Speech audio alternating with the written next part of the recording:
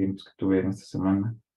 El día de ayer fue un caos con lo del carro, pero ya estamos mejorcitos. El día de hoy vamos a avanzar con los temas pendientes, que ya nada más es la parte de cardiovascular.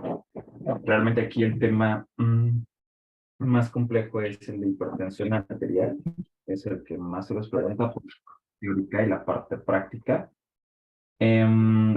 Varios me han preguntado qué pasa con las prácticas. Las prácticas las hemos ido abordando a lo largo de la parte teórica. De hecho, no se preocupen, tenemos una sesión completamente de puras prácticas para que se den cuenta de que no tenemos ahí como ya metido todo el contenido. De hecho, de las prácticas, la más rescatable es la de hipertensión parte 2, la de renal y la de asma, que esas son como que muy desapegadas a la parte teórica. Pero pues ya, ustedes tranqui. El día de hoy pues vamos a ver con todo lo de cardiovascular, ¿va? Vamos a ir viendo como directamente los puntos clave específicos de cada una de estas patologías y de cada uno de estos fármacos que se están viendo a consideración para que ustedes sin ningún tema puedan abordar muy bien, ¿vale? Entonces, vamos a abordar primeramente, chicos, con la parte de hipertensión arterial, que es, vamos a ir de hipertensión en adelante. No vamos a ver los fármacos en el orden en el que vienen en su temario, así, pero sí los vamos a ver todos, están metidos todos aquí en esta presentación. De tal manera de que ustedes no se preocupen, con decir, es que primero tono vascular. No, vamos a ir para abajo porque van asociados de esta manera y para que sean más fáciles que ustedes los puedan entender. Los que se usan para emergencia hipertensiva, urgencia hipertensiva, para infarto agudo del miocardio, para insuficiencia cardíaca, es en ese orden o en ese tenor. Todo inicia desde la hipertensión y ya vamos hacia las complicaciones microvasculares. Entonces, la hipertensión arterial sistémica, chicos, ustedes deben de considerar que esto es una enfermedad crónica controlable y que es de carácter multifactorial. No tenemos muy bien dilucidado, chicos, cuál es nuestro factor desencadenante, nuestro factor pivote de todo este sistema que nos puede ocasionar la parte de hipertensión. Sin embargo, tenemos bien dilucidados los factores de riesgo que nos puede llevar hacia tener este riesgo de cardiovascular o a tener este punto de daño, específicamente en el endotelio. Esta enfermedad, chicos, es considerada como la enfermedad silenciosa. No causa ningún tipo de sintomatología,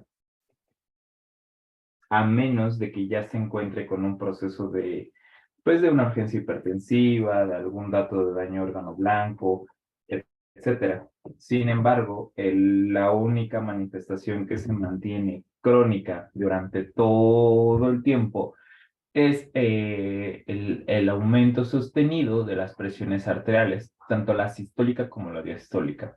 La sistólica debe de estar arriba de 140 milímetros de mercurio y la diastólica arriba de 90 milímetros de mercurio.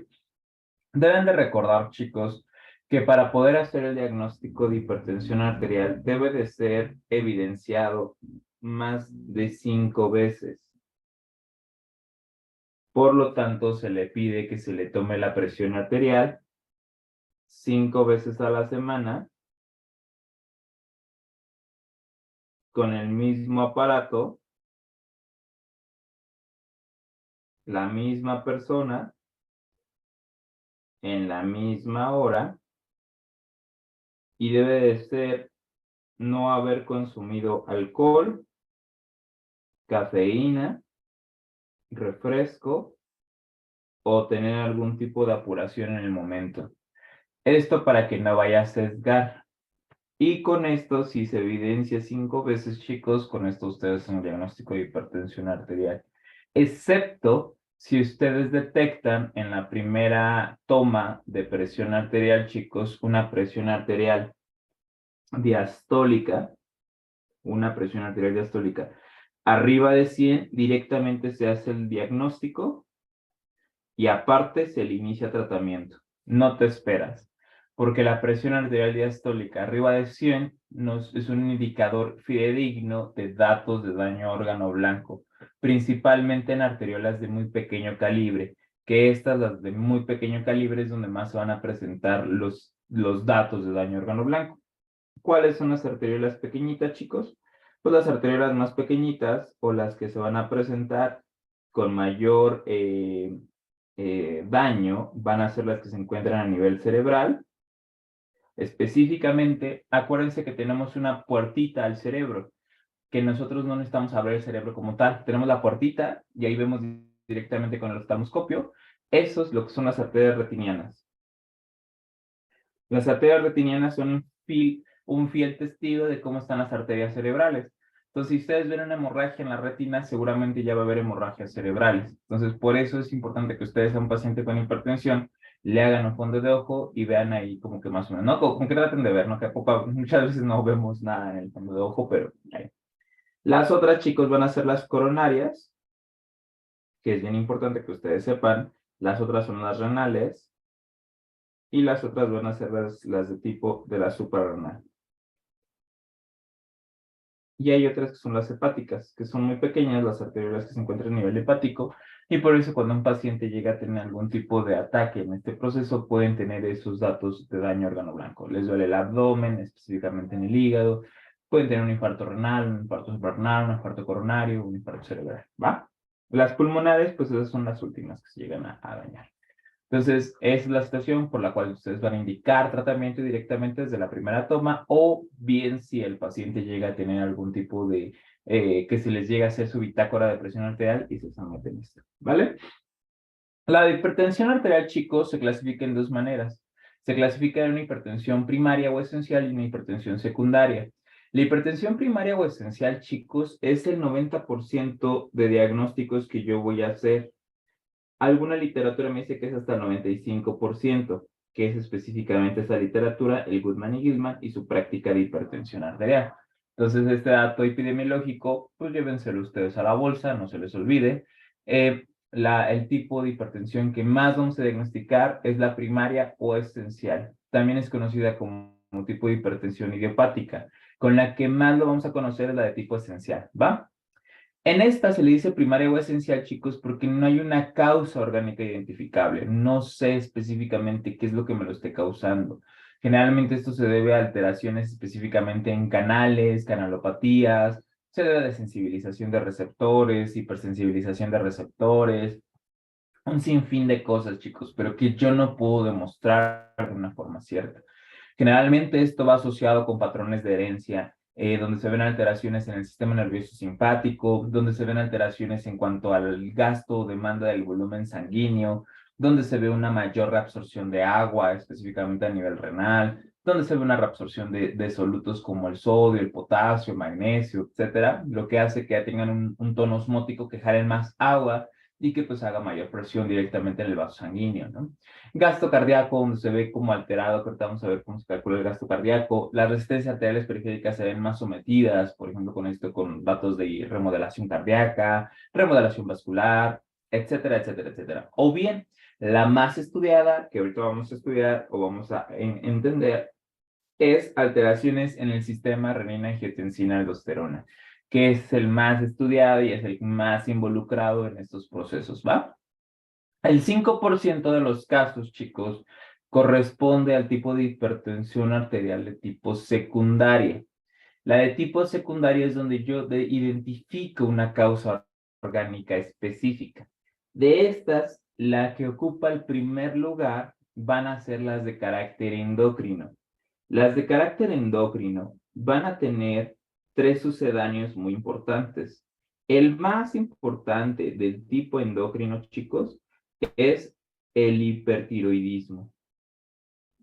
Cuando ustedes diagnostican una hipertensión secundaria y ven alteraciones en el perfil tiroideo, que ya lo estaremos estudiando para la próxima semana, ya en el bloque 3, que ya empezamos, digo en 2 semanas, perdón, que ya vemos tiroides, van a darse cuenta que la tiroides, cuando está alterada, cuando el perfil tiroideo se ve afectado, eleva las presiones arteriales y esa es nuestra primera causa de dato de daño a órgano, ¿vale?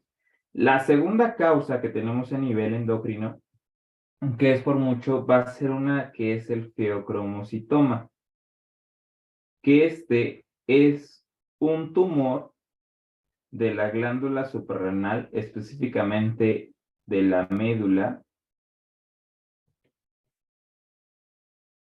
en la cual se liberan un montón de catecolaminas. catecolaminas. Y con esta liberación de catecolaminas elevadísima, lo que hace es aumentar el tono vascular por aumento del tono simpático.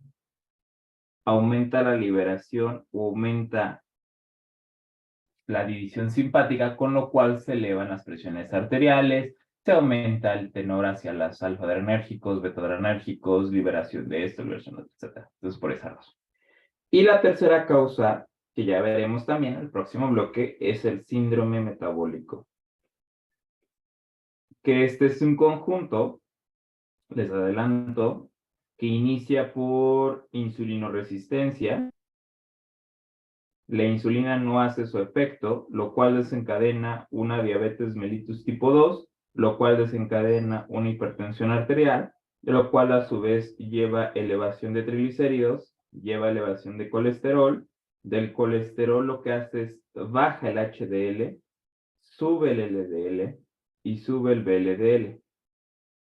Y a su vez, pues también va a elevar urea, y pues todo esto nos va a hacer hacia la obesidad.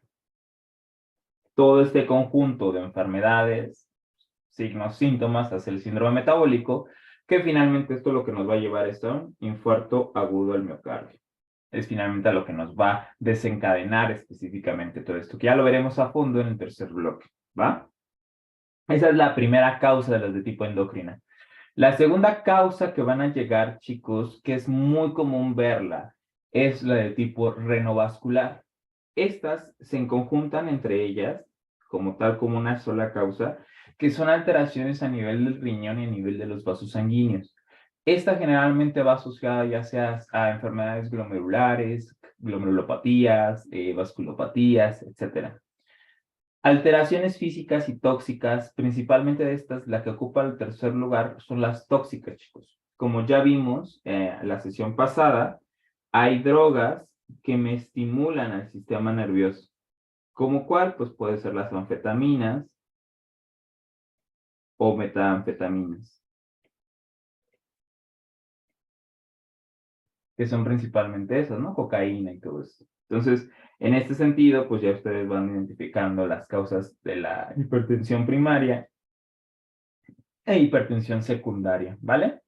¿Alguna pregunta? Entonces aquí lo que más común les pueden preguntar es cuál es la más común de las hipertensiones, pues la primaria. ¿Cuál es la menos común? La secundaria.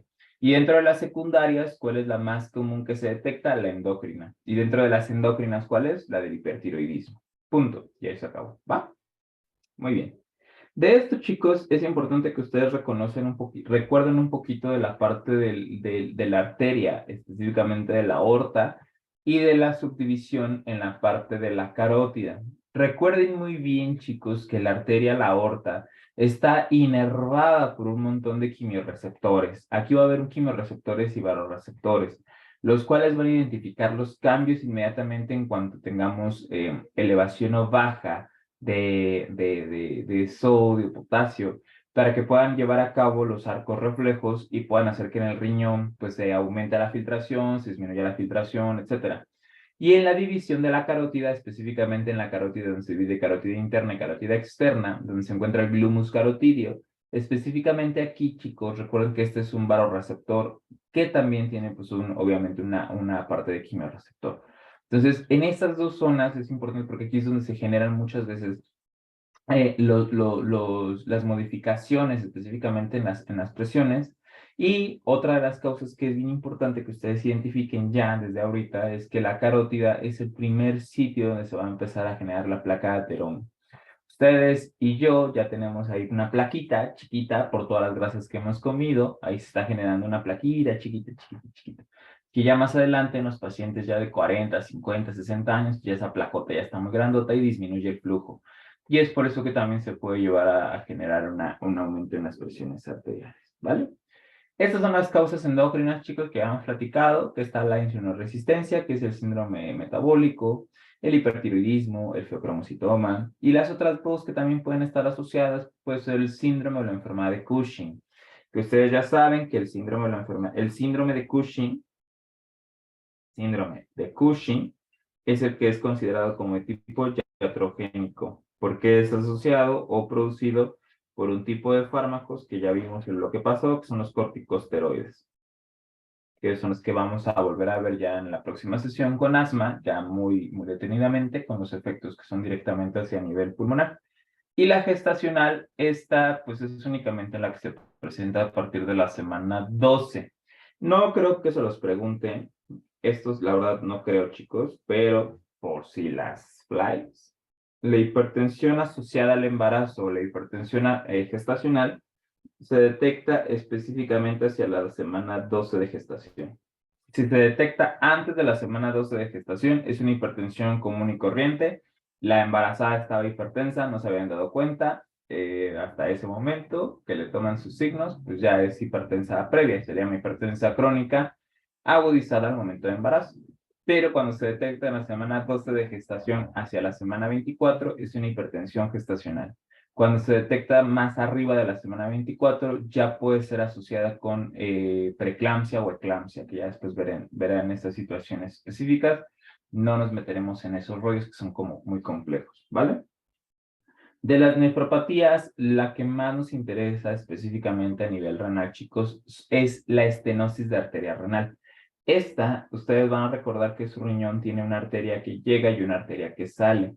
Entonces, los riñoncitos, cuando ustedes ven que está su arteria, la aorta, está aquí la aorta, da dos arterias, da una arteria renal izquierda y da una arteria renal derecha, ¿no? Cuando ocurre estenosis de la arteria renal, quiere decir que la luz de la arteria se disminuye.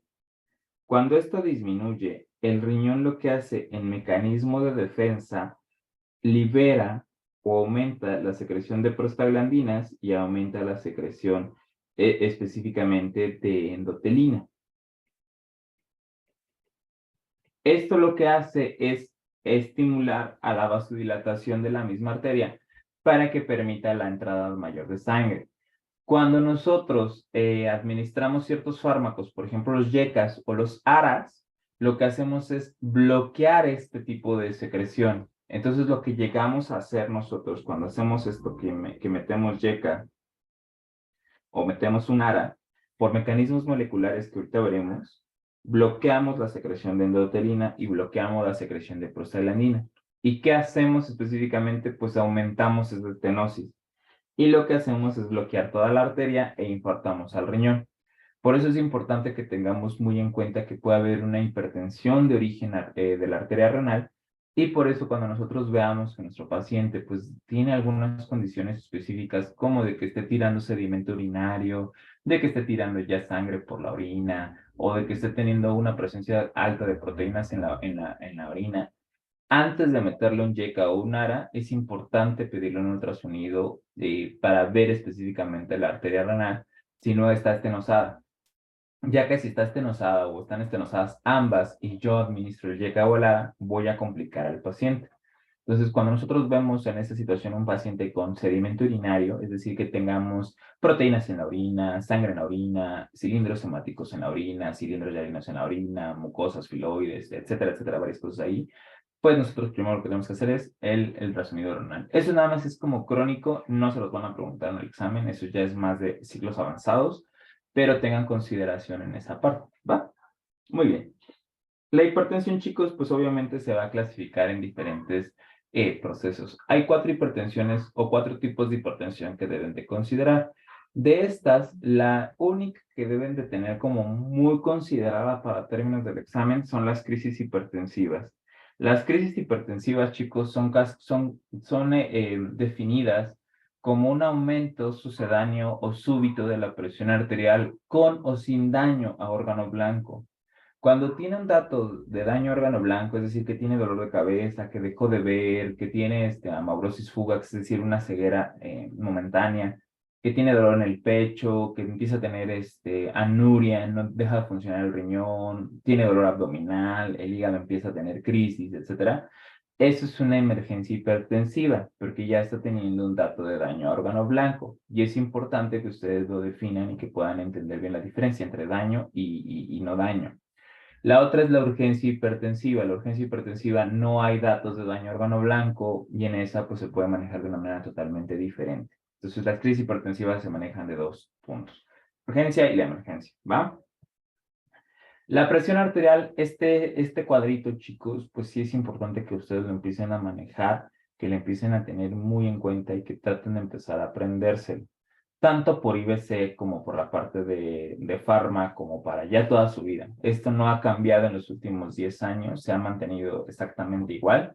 Nosotros clasificamos a la presión arterial en varios estadios. En una presión arterial óptima, que es la que quisiéramos tener todos, que es la presión arterial sistólica abajo de 120 y la diastólica abajo de 80. Una presión normal se caracteriza por decir 120 a 129 en la sistólica y de 80 a 84 en la diastólica.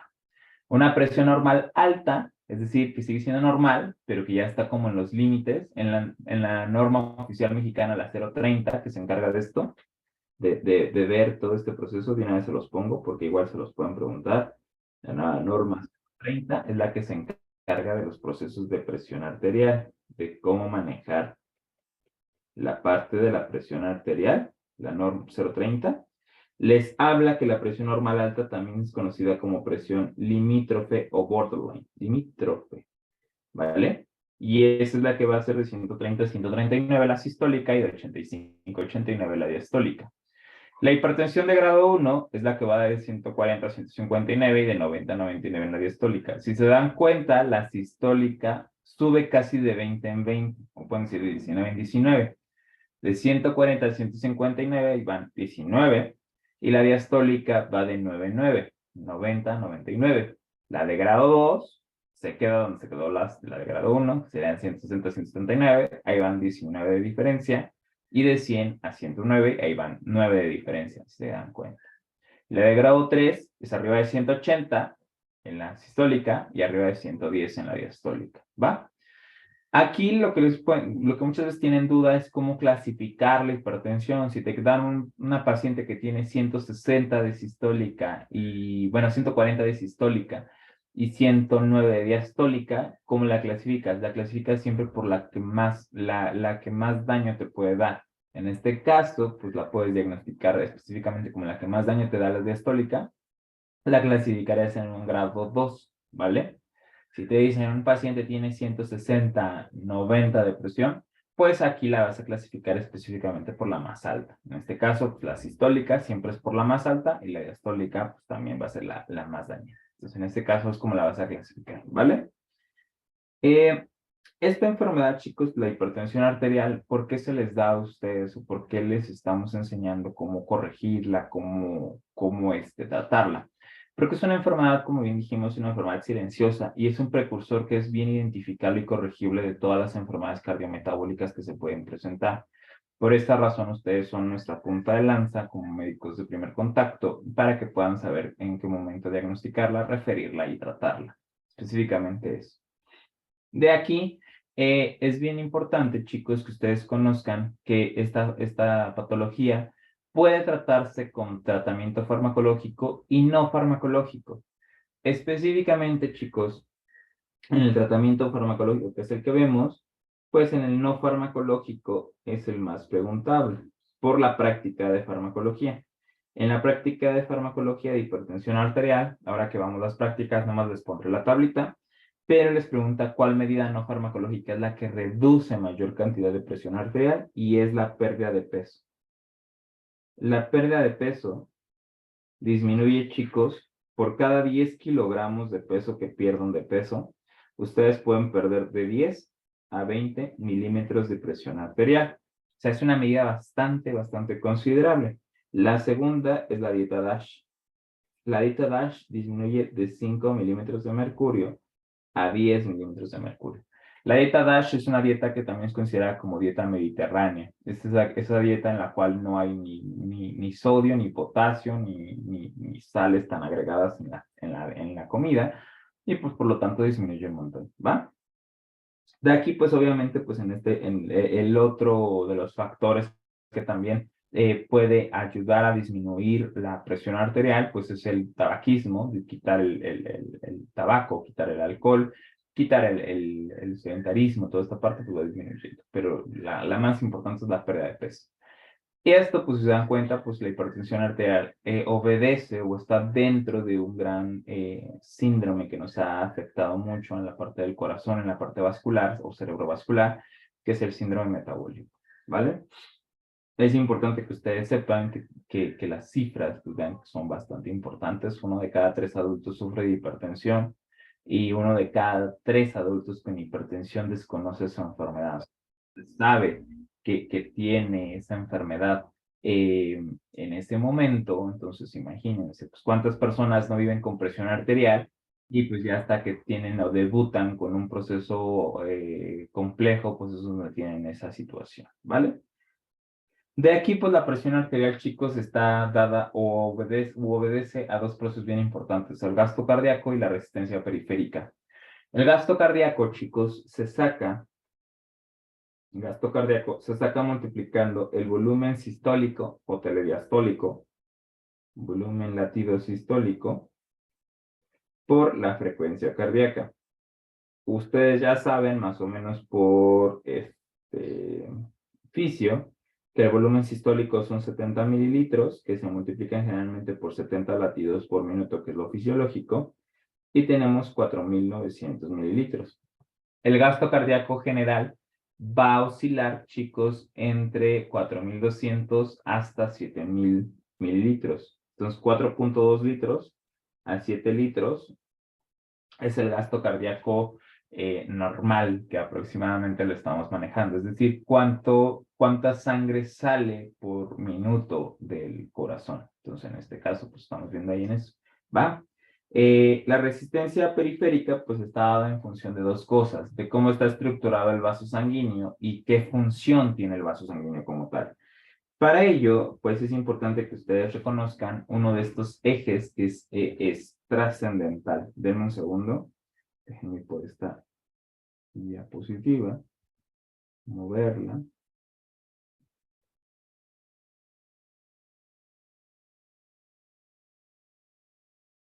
Para...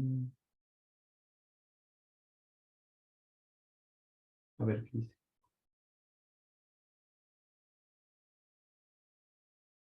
Moví uno, espérenme.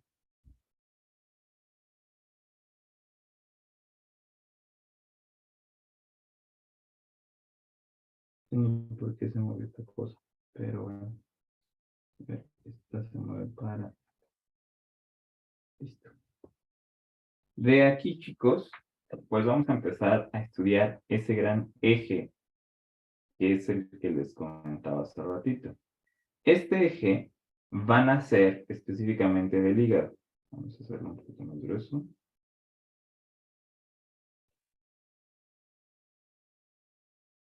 Del hígado nace un péptido simógeno que se llama angiotensinógeno.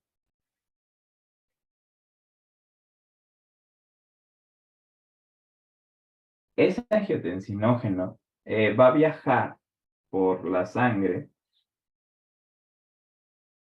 hasta llegar, en este caso, que llegue a la circulación por el riñón. El riñón va a secretar una enzima que se llama renina. Esta renina se va a encargar de destruir el angiotensinógeno, o más bien de activarlo, para que este angiotensinógeno, que es biológicamente inactivo, se active de una manera, bueno, medio activarse, porque todavía sigue siendo inactivo. Y tengamos a la angiotensina 1. La angiotensina 1, esta ahora sí va a viajar igual por el hasta encontrarse específicamente en el epitelio o en el endotelio del pulmón o el endotelio pulmonar. En el endotelio pulmonar se va a liberar una enzima que se llama enzima convertidora de angiotensina.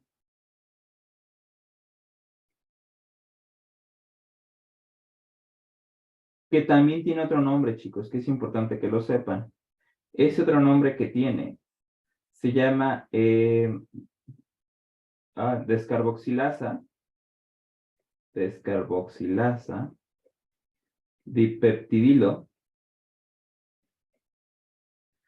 de angiotensina. Es el otro nombre con el cual se los pueden hacer. Entonces, esa enzima convertida en angiotensina, que también es conocida como la ECA, lo que hace es convertir angiotensina 1 en angiotensina 2.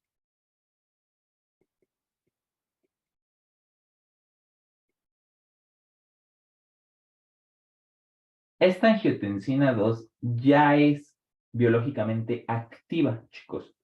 Sin embargo, esta enzima convertidora de angiotensina no solamente rompe la angiotensina, sino que también rompe otra estructura, que es la bradicidina. Y la rompe en péptidos inactivos. Entonces, ustedes se dan cuenta, pues la enzima convertida en angiotensina está involucrada en el proceso de la angiotensina específicamente y en el rompimiento de la bradicidina. ¿Qué es la bradicidina que ustedes conocen? La bradicidina que está metida en el proceso de inflamación, el proceso de inflamatorio, el proceso de vasodilatación, todo eso. Entonces, pues ahí está metida, ¿va? Esta angiotensina 2 ya es biológicamente activa y como todo ligando tiene su receptor. Este receptor de la angiotensina 2 tiene dos tipos de receptores, chicos. Tiene un receptor que se llama receptor de angiotensina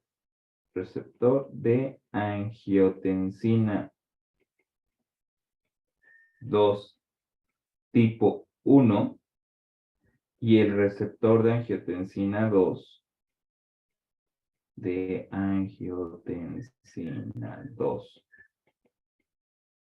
tipo 2, ¿vale? Aquí vamos a ver que estos dos receptores, chicos, tienen un montón de localizaciones.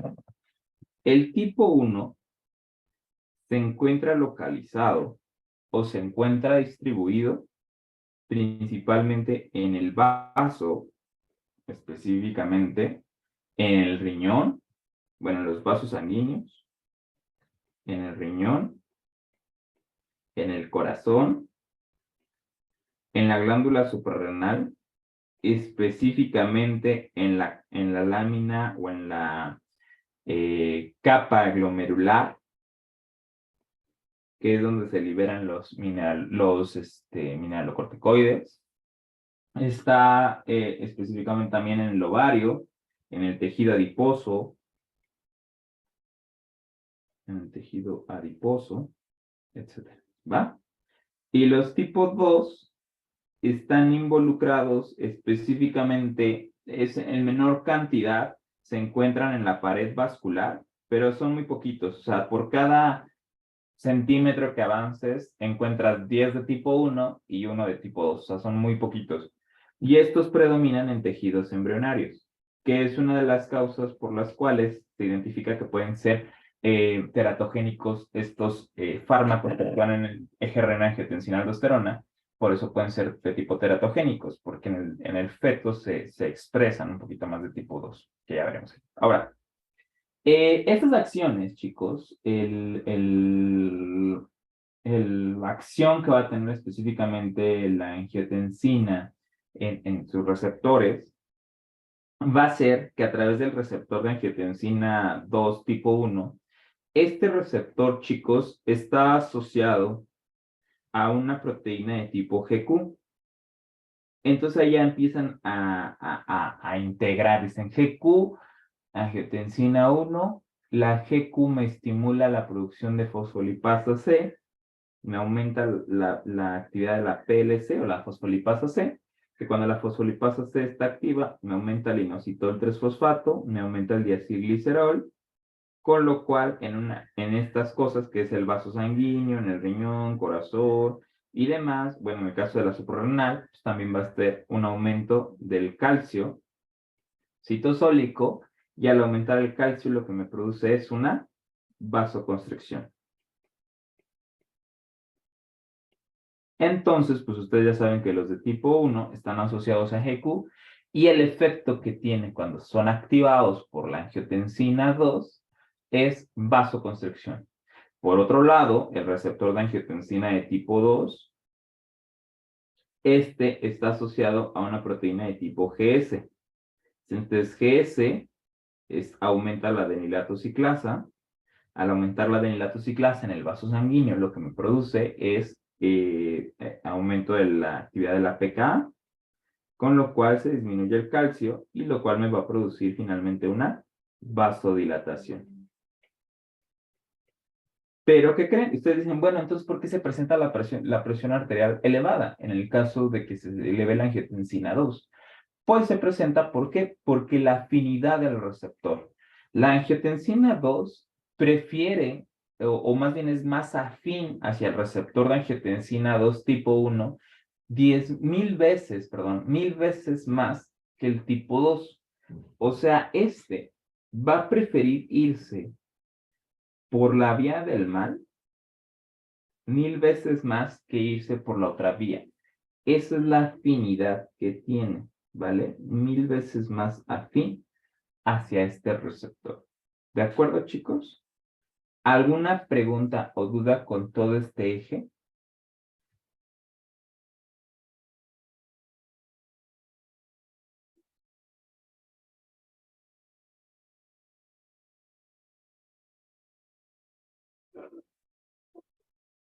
¿No? Vale. Una de las cosas que hace específicamente en la corteza suprarrenal, que es lo que me interesa llegar a ese punto, es que en la corteza suprarrenal, en la capa glomerular, a través de los receptores de angiotensina 2 tipo 1, aquí, chicos, perdón, como los tipo 2 casi no son utilizados y casi no se ven, en los libros, cuando ustedes estén checando a estos receptores, los receptores de angiotensina 2 tipo 1, se le conocen como AT2, porque son receptores de angiotensina 2 tipo 1, o sea, les conocen así AT2-1, subíndice 1, y AT2-2. Pero para que no se vayan a confundir, los AT2 son esos receptores, ¿eh? Cuando les hablen de AT2, son los receptores de angiotensina 2 tipo 1. Son esos. Como casi no utilizamos, o sea, como el cuerpo no echa a andar los tipo 2, los libros básicamente así les conocen, los artículos también les conocen como receptores de angiotensina 2 a los tipo 1 como AT2, ¿va? Para que no se vayan a confundir, son exactamente esos. Entonces, a nivel de la corteza suprarrenal, a nivel glomerular, lo que hacen los receptores angiotensina 2 tipo 1 van a hacer un aumento en la secreción de aldosterona. La aldosterona, específicamente lo que va a hacer, chicos, es un aumento en la reabsorción de sodio. Reabsorción de sodio. Pero va a haber una disminución en la reabsorción de potasio. Finalmente, aquí, ¿qué es lo que pasa? Tanto sodio, acuérdense que el sodio es osmóticamente activo, entonces se jala su molécula de agua. Entonces, al reabsorberse, lo que hace es aumentar el volumen sanguíneo y al aumentar el volumen sanguíneo, por supuesto que se aumenta el volumen de gasto cardíaco y con lo cual pues va a aumentar finalmente el volumen circulante. Y pues aumenta mayor resistencia vascular, ¿vale? Y con eso se aumenta la presión arterial. ¿Qué sería entonces en este caso, chicos? Este es el sistema renina-angiotensina-aldosterona. Cuando se disminuye la perfusión renal, específicamente a nivel de la mácula densa, se detecta esa baja presión por medio de los vasoreceptores que están ahí metidos. Entonces el riñón libera mayor cantidad de renina. Esa renina lo que hace, como ya vimos, está liberada por el riñón, va a encargarse de catalizar la conversión de angiotensinógeno a angiotensina 1, que el angiotensinógeno pues venía del hígado. Esa angiotensina 1, al llegar a las células endoteliales, específicamente del pulmón, catalizadas por la enzima convertidora de angiotensina, rompe la angiotensina 1 en angiotensina 2 y rompe la bradesina en péptidos inactivos, que es lo que ya vimos acá paso por pasito.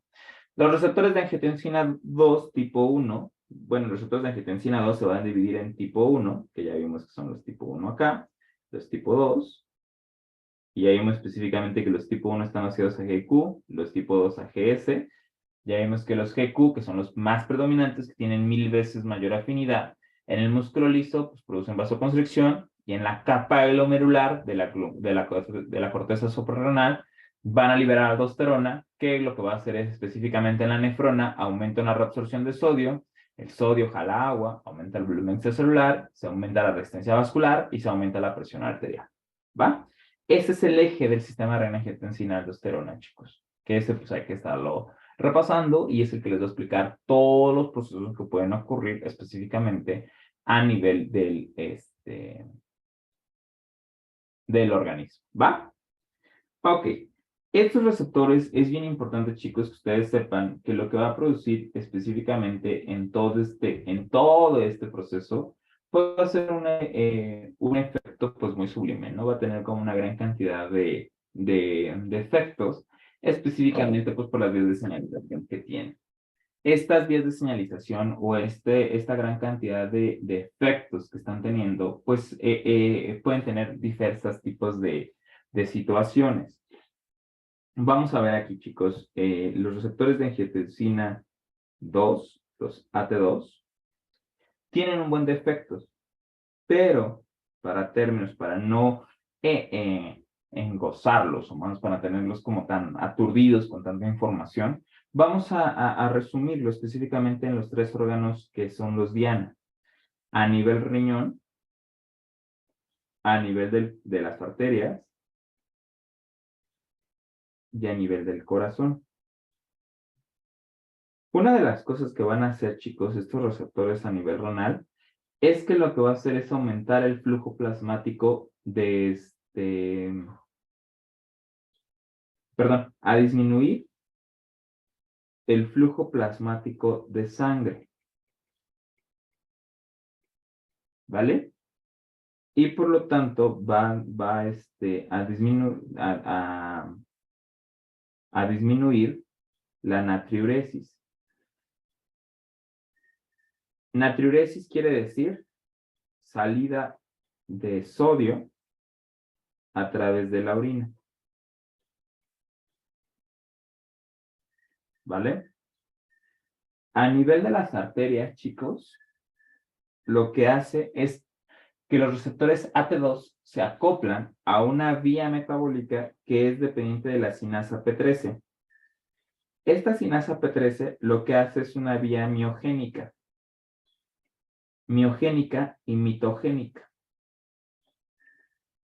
Estas vías son vías de remodelación vascular, remodelamiento o crecimiento vascular. Entonces lo que hacen es que crecen las arterias, se hacen gordas, se hacen grandes. Entonces lo que hace a nivel de las arterias, cuando se ve activado, es aumentar el remodelamiento arterial y aumenta el crecimiento arterial, ¿va? Si ustedes recuerdan, el origen embriológico específicamente de las arterias es el mismo de la parte endotelial y el miogénico es exactamente el mismo que tiene a nivel de la capa media y la capa íntima del corazón, es decir, el endocardio y el miocardio. Entonces, a través del corazón lo que hace es aumento de la proliferación de células musculares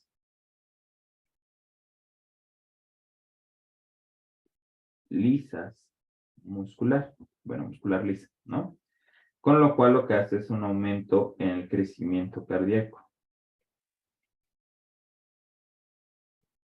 lo cual me produce un aumento en la remodelación cardíaca. Entonces, fíjense, específicamente estos receptores cuando van actuando a nivel de todo eso, chicos, pues vean, me está produciendo un montón de afecciones específicamente en todo este sistema, en toda esta producción, ¿vale? Entonces, pues tiene un montón de cosas que me están haciendo daño, ¿va? Otra de las cosas que también hacen específicamente los receptores de angiotensina 2 a nivel del sistema nervioso central es aumento en el reflejo de la sed. Entonces, si de por sí ya estoy teniendo un secuestro de agua por la proliferación o por la estimulación de aldosterona, el aumento de la sed, pues, ¿qué me va a hacer? Aumentar la cantidad de agua y por lo tanto se aumenta la presión arterial como tal. Entonces, ahí estás teniendo todo ese proceso, ¿no? Eh, Otra estimulación que tiene a nivel del sistema nervioso central es la estimulación de la secreción de vasopresina. Y la vasopresina lo que hace es aumento en el secuestro de agua. Si te das cuenta, toda esta situación pues está regresando o está aumentando un montón de proceso, ¿vale? Y a nivel, pues específicamente del corazón, otro efecto que tiene es un efecto ionotrópico positivo, que lo que hace es aumentar la cantidad de latidos que está teniendo y aumentar la cantidad de contracciones con las cuales está aumentando este efecto, ¿vale? Entonces, si te das cuenta, tiene un montón de efectos ahí que están involucrados, un montón de efectos. Entonces, si tú, híjole, pues el sistema renina-angiotensina-aldosterona es el más cañón, y como es el más cañón, es el que más hemos involucrado para este proceso. Entonces, los antihipertensivos, chicos, vamos a clasificarlos en 4 grandes categorías que son las que vamos a ver. Perdón, ¿alguna duda o pregunta, chicos, con la cascada de señalización específicamente de los AT2? Ya de aquí, como ya les expliqué la cascada, al bloquearla van a entender todos los efectos benéficos y efectos maléficos que pueden ocurrir. ¿Alguna duda? Pregunta con la cascada.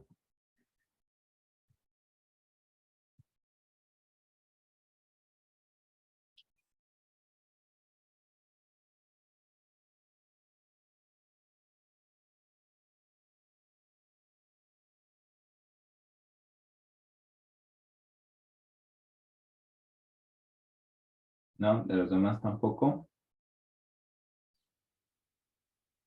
Perfecto, entonces vamos a ver cada uno de los que siguen a continuación. Uf. Entonces, pues bueno, la clasificación de los antihipertensivos, chicos, vamos a clasificarlos. Hay muchos antihipertensivos, pero el temario o su temario de farmacología nos guía a ver 4 categorías. Los más ocupados según la JNS8 y según la norma oficial 030 y la CNTEC. Son 4. Los inhibidores de la enzima convertidora de angiotensina o mal conocidos como los YECAS, los inhibidores o antagonistas de receptores de angiotensina 2 tipo 1, que en este caso son los ARA2, los bloqueadores de canales de calcio o también conocidos como calcio antagonistas, y los diuréticos, que hoy en día los diuréticos utilizados para la presión arterial o para bajar la presión arterial, los autorizados son los diuréticos de tipo tiazida. De los inhibidores de la enzima convertidora de angiotensina tenemos 3 categorías. Tenemos los que son los sulfidrílicos o los de la familia de captopril, que únicamente está el captopril ahí metido. Los de dicarboxílicos o la familia del enalapril, es donde están el enalapril, obviamente, ramipril, lisinopril, delalapril, espirapril. Los derivados de grupo fosfato, que son los fosfatídicos, que está ahí el fosinopril. Afortunadamente para ustedes, para su temario, nada más les pide captopril y les pide enalapril. Entonces, no vamos a tener tanto problema. De los inhibidores o antagonistas de receptores de angiotensina 2 de tipo 1, que son los AT1, en este caso, como decía, los AT2, mal utilizados en los libros específicamente, vamos a tener los sartán, candesartán, irbesartán, valsartán. De los mixtos y de los demás, chicos, hoy en día todos estos están en investigación, viendo si podemos tener usos o no usos, entonces no existen como tal. Entonces, por eso muchos libros, como saben específicamente que son los antagonistas de angiotensina 2, los tipo 1 son más llamados AT2. Pero pues ya saben ustedes de dónde viene todo ese nombre, ¿va? Los bloqueadores de canales de calcio o calcioantagonistas se clasifican en 2 grandes grupos, que es bien importante que ustedes los tengan en cuenta. Los dihidropiridínicos y los no dihidropiridínicos. Los dihidropiridínicos, aquí nada más échense un clavado ustedes hacia adentro y recuerden dónde habían visto dihidropiridinas. La dihidropiridina, el receptor de dihidropiridinas. Los que tomaron el curso conmigo, los que vieron la parte de la grabación, o los que vieron el mega repaso, platicamos que el receptor de dihidropiridina se encontraba específicamente a nivel del túbulo T, en el músculo, ¿no? Como tal, en el músculo liso vascular, el músculo cardíaco, todo esto. Perdón, músculo liso vascular, músculo esquelético. Entonces, los dihidropiridínicos específicamente están asociados en todo tipo de músculos, excepto el cardíaco. está en músculo liso, en músculo esquelético. Y aquel que carece de dihidropiridinas, que es otro tipo de receptor acoplado para cargar la cantidad de calcio, pues es el cardíaco. Entonces, los dihidropiridínicos se le conocen como vasculotónicos o bien vasculoselectivos, porque son directamente hacia el vaso sanguíneo principalmente, o sea, van hacia el vaso sanguíneo. Los no dihidropiridínicos se le conocen como cardioselectivos porque van dirigidos hacia el corazón. De aquí de los dihidropiridínicos, pues tienen nifedipino, amlodipino, nimodipino, nicardipino. Y los no dihidropiridínicos está el verapamilo y el diltiazem, que afortunadamente para ustedes en el temario les piden amlodipino, nifedipino y verapamilo. De acá sí les piden losartán, candesartán, valsartán, y me falta otro, losartán, candesartán, valsartán, y telmisartán. Que aquí no lo puse, pero está telmisartán, que es de su temario, ¿va? Que ahorita lo estudiaremos. Y de los tiacídicos, el que les piden es clortalidona. Ya no entra hidroclorotiazida, pero pues lo estaremos también estudiando para ver, ¿va? Entonces, ¿cómo ocurren los mecanismos antihipertensivos de estos fármacos? Específicamente van a ocurrir por disminución del volumen sanguíneo circulante, porque modifican la resistencia vascular periférica a través de los receptores, porque disminuyen la estimulación del eje renina-angiotensina-aldosterona, o porque tienen efectos cronotrópicos negativos. Vamos a empezar, chicos, con los primeros que son los inhibidores de la enzima convertidora de angiotensina, y el primero que vemos es el captopril. Captopril, chicos, es un fármaco que se ha utilizado por mucho tiempo, que lo hemos estado constantemente utilizando desde hace un buen de tiempo. O sea, realmente el captopril es uno de los fármacos que podemos nosotros llegar a recetar hoy en día sin ningún tema. Captopril, chicos, o captoprilo, es el primer fármaco en comercializarse dentro de los mismos YECAS. Dentro de sus características farmacocinéticas que ustedes deben de tener en cuenta, muy importantemente, es que su latencia, es decir, el efecto o el tiempo que tarda en hacer su efecto cuando se administra por vía oral, es de 30 minutos. Ojo, chicos, ninguno de los fármacos que vamos a ver a continuación, captopril, lisinopril, bueno, de los YECAS, los ARAs y los bloqueadores de canales de calcio, están diseñados para administrarse por vía sublingual. Cuando lleguen a clínicas van a ver que tienen muy mala noción de eso y los administran por vía sublingual para aumentar el efecto de administración. Sí, sí se aumenta el efecto de latencia, es decir, es más rápido el efecto hipertensivo, pero tienes muchos problemas. Vamos a ver que cuando hay una urgencia hipertensiva tienes que categorizarla si es urgencia o emergencia para ver cómo debes de bajar la presión arterial. Cuando tú los das de forma sublingual, lo que vas a producir específicamente es que tengas riesgo de rompimiento de las arterias cerebrales y pues se te puede complicar todo allá adentro, ¿va? Tiene una concentración máxima en 1 hora, que realmente eso es no trascendental, pero sí es trascendental que ustedes vean que interacciona con alimentos. El captopril no debe de darse con alimentos, chicos, debe darse totalmente solo y en ayunas, o esperarse de 1 a 2 horas entre los alimentos, o que te tomas la pastilla y esperarte 1 de 2 horas a que comas, o acabas de comer, espérate 2 horas a que te comas el captopril, que tomes el captopril, con muy poca agua. Esta interacciona con los alimentos. El alimento lo que hace es disminuir su biodisponibilidad. Y ven que la biodisponibilidad del 75% que tiene el captopril, con los alimentos disminuye hasta el 25 o 30% de biodisponibilidad. O sea, sí altera demasiado la biodisponibilidad. Quiere decir que afecta mucho su absorción, porque compite con los transportadores con los cuales están siendo absorbidos. Vean que sí atraviesa la barrera hematoplacentaria sin ningún problema. Y de aquí, pues nada más que su tiempo de vida media es de 1.9 horas. Específicamente aquí, chicos, lo que les pueden preguntar de captopril, pues es que sí interacciona con los alimentos y que su tiempo de aproximadamente de presentación de efectos es de 30 minutos aproximadamente. El captopril solo está diseñado para administrarse por vía oral, ¿vale? Vámonos pues. Después, tenemos dentro de los descarboxílicos al enalapril. El enalapril, chicos, este es un profármaco. Es muy importante, vamos a ponerlo acá. Enalapril es un profármaco. Este profármaco lo que nos va a producir, chicos, pues obviamente va a ser que es un fármaco inactivo que tiene que activarse específicamente por el cuerpo para que pueda llegar a tener su proceso activo. Como tarda, como se tiene que metabolizar y todo eso, pues tiene un periodo de latencia un poquito más largo. Tiene 45 minutos. Aproximadamente en 45 minutos estamos viendo su efecto. Una de las cosas que tiene el enalapril, chicos, es de que no tiene alteraciones con el alimento. Tú lo puedes dar con alimento y no pasa nada, sin ningún problema. También atraviesa la barrera hematoplacentaria sin ningún problema. ¿Dónde se va a activar o por quién es activado? Este va a ser activado, chicos, específicamente por unas enzimas que se llaman estearasas hepáticas.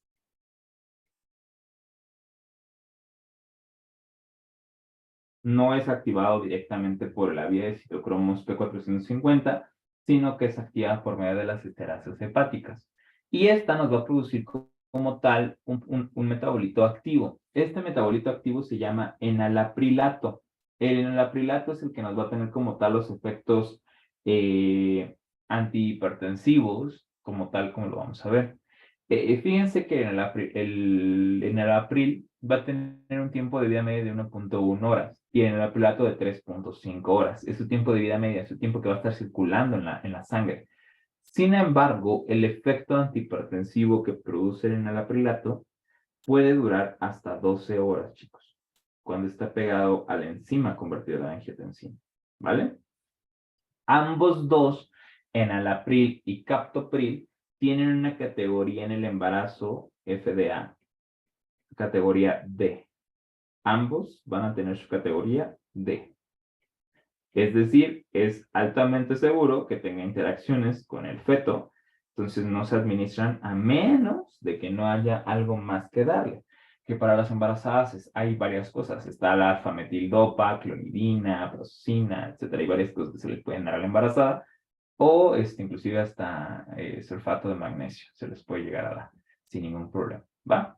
Entonces, esas son las categorías que tenemos aquí con enalapril.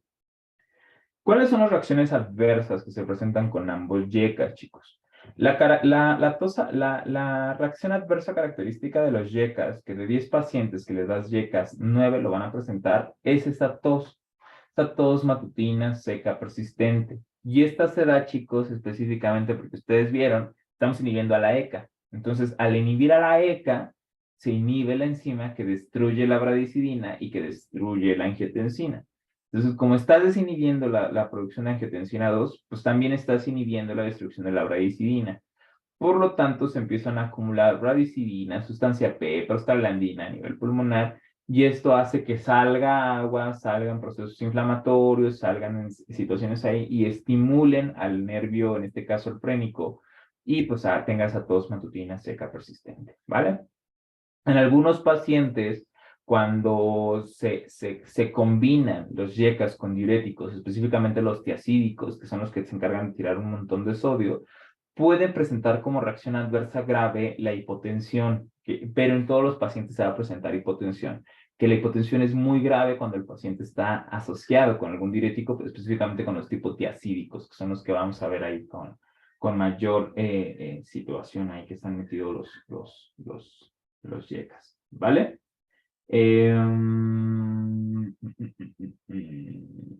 Ok.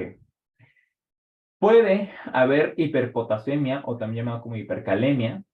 Todavía es aceptado que les puedan llamar como hiperpotasemia o hipercalemia, como ustedes gusten. Eso es porque disminuye la liberación de la aldosterona. Entonces la aldosterona, ¿se acuerdan que lo que se encarga es ahorrar sodio y tirar potasio? Que al inicio el efecto que tiene es ahorrar un poquito de potasio, pero después lo empieza a tirar. Específicamente el efecto de la aldosterona es tirar todo el potasio. Entonces, como estás inhibiendo la aldosterona o estás inhibiendo la liberación de la aldosterona, no hay quien tire el potasio, entonces se empieza a aumentar. Uno de los efectos raros que pueden aparecer, pero es dentro de los comunes, es la disgeusia, es decir, el cambio del sabor que puede estar teniendo específicamente de los alimentos. Entonces el paciente puede percibir sabores muy raros, sabores muy diferentes. La glucosuria se puede presentar específicamente que el paciente esté tirando un montón de glucosa por medio del riñón, entonces ahí puede. Efectos raros y especiales y específicamente muy graves que sí nos prestan mucha atención y que se deben de estar ahí muy, muy atentos, chicos. El angiodema angioneurótico, este es raro que se presente con los yecas, pero es muy grave. En estos chicos, el angiodema es que se les hincha totalmente la cara, se les hincha la boca, se les hincha pues toda la parte. Vamos a ver aquí.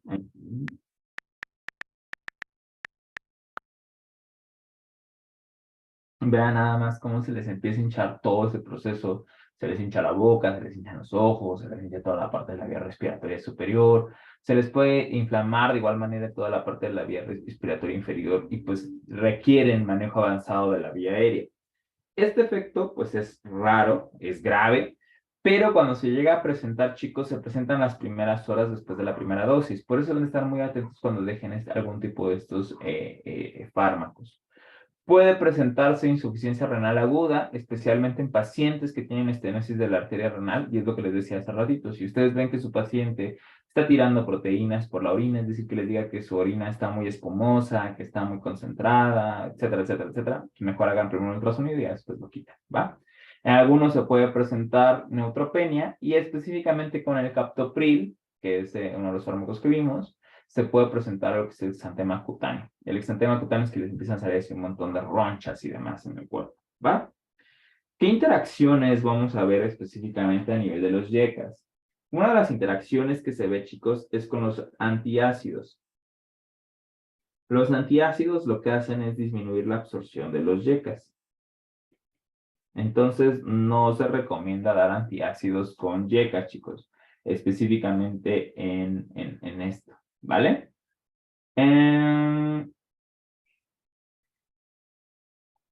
Ahora, de los AINE, cuando nosotros administramos algún fármaco del grupo AINE, no se recomienda darlos, ya que los AINE van a disminuir el efecto hipotensor. ¿Y esto por qué? Porque los AINE lo que ayudan es cuando con las prostaglandinas, que las prostaglandinas van a hacer el efecto contrario hacia la ECAS, o lo que van a hacer es hacer la vasodilatación. Entonces, no se recomienda administrar AINE con los YECAS principalmente. Y otra de las cosas que también que no se recomienda es darlo a conjunto a diuréticos ahorradores de potasio. ¿Por qué? Porque lo que van a hacer es aumentar la hipercalemia. Y el paciente puede presentar arritmias letales, puede morir, puede tener algún tipo de cosa, etcétera, ¿no? Entonces, por esa razón, no se recomienda administrarlos conjunto a estos fármacos, ¿va? Que son los principales que deben de tener bien en cuenta con los YECAS. ¿Qué indicaciones tienen los YECAS, chicos? Todos los YECAS están indicados específicamente para hipertensión arterial sistémica. ¿Cuándo voy a elegir cuál? Pues aquí por su perfil farmacocinético ustedes van a decidir cuándo darlo con un paciente y les van a decir específicamente así como de, oye, este paciente es un mal paciente, no se espera el tiempo para comer y todo eso, pues si no se espera para comer, pues vas a dejar en el april o captopril. Ya dices, ah, pues sí, cierto, ya me acordé que acá arriba nos decía que en el april, pues es un profármaco, no tiene nada que ver con la comida, entonces le doy en el april. Ah, pero mi paciente tiene, no se espera para comer. Digo, mi paciente se espera para comer, no tiene tanta bronca, pues sin ningún problema, pues le doy captopril, ¿no? Esa es una de las cosas que les pueden hacer conforme al perfil farmacocinético, ¿vale? Pero pues captopril ya vieron que puede producir exantema cutáneo y les dice el paciente tiene antecedentes de presentar reacciones alérgicas con todos los fármacos, pues mejor le hacen enalapril antes de darle captopril, ¿no? Para ver que no vaya a ser algún tipo de efecto adverso como ahí raillo, ¿no? Otras indicaciones que tienen, chicos, los YECAS específicamente están indicados para tratamiento post-infarto. El paciente se acaba de infartar, se les indica como un profiláctico para remodelación, para evitar la remodelación, perdón, del corazón y que no vaya a tener una insuficiencia cardíaca congestiva o dilatada. Se utilizan como prevención de nefropatía diabética y reducen el dato de daño órgano blanco o daño órgano diana. Ahí se pueden utilizar de esta u otra manera.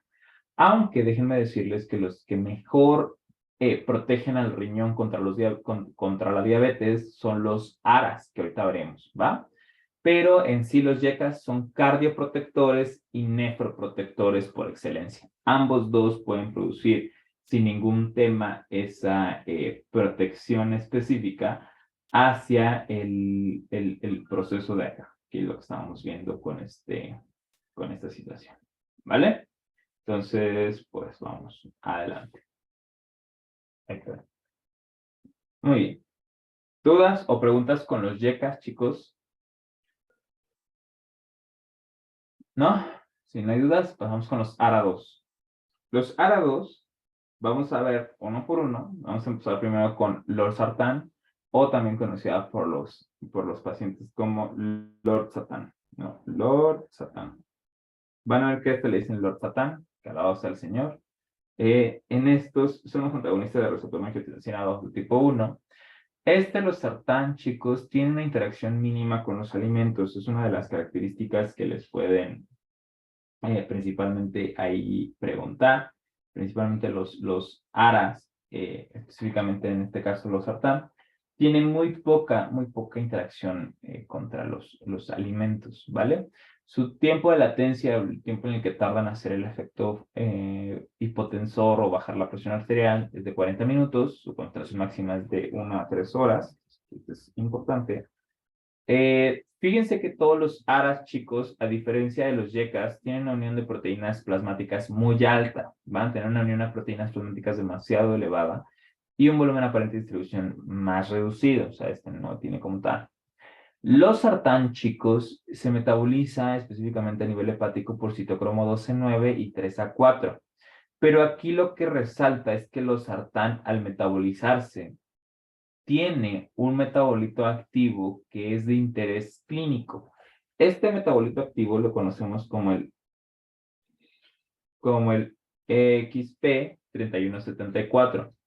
Si es preguntado, chicos, si les han preguntado así directamente el XP3174, ya que tiene actividades también antihipertensivas, pero también tiene actividades pleiotrópicas.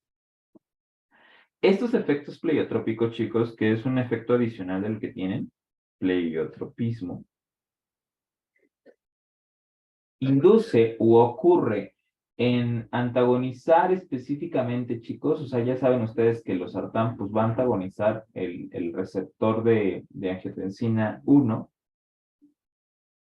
bueno, angiotensina 2 tipo 1, lo inhibe, pero también este efecto pleiotrópico es que inhibe específicamente o antagoniza al tromboxano A2, que como ya vimos es uno de los inductores para la cascada de señalización de la coagulación, que es uno de los agregantes plaquetarios. Entonces, por lo tanto, disminuye muchísimo como tal la síntesis de la COX-2 también. Entonces, ese es uno de los efectos que tiene los losartán. Por eso sigue siendo, a pesar de que es de los más viejitos de los ARAS, sigue teniendo una cantidad de uso garrafal hoy en día. Una de las preguntas que les pueden hacer para los sartanes, ¿dónde se elimina principalmente? Se elimina más por vía biliar que por vía renal. Se va un 50% por la vía biliar, menos cantidad por la vía renal. O sea, en ese punto, ¿va?